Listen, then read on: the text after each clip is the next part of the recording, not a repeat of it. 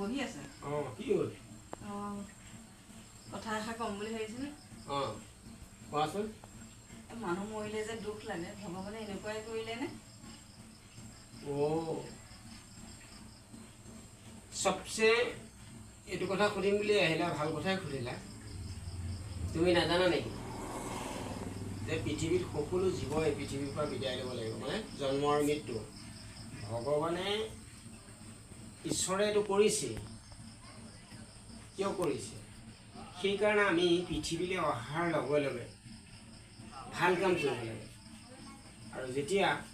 সমাজৰ কাম কৰিবা সমাজৰ ভাল কাম কৰিবা সমাজে তোমাক ভাল পাব তেওঁ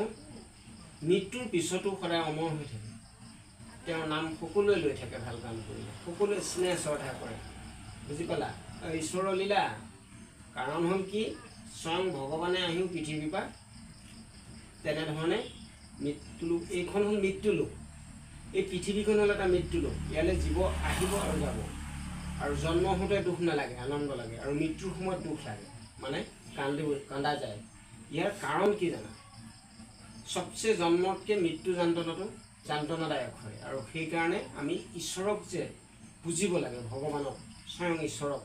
চিন্তা কৰিব লাগে জীয়াই থাকোঁতে মানৱ জীৱনত আৰু সমাজৰ ভাল কাম কৰিব লাগে সমাজে ভাল পোৱা হ'ব লাগে জনপ্ৰিয়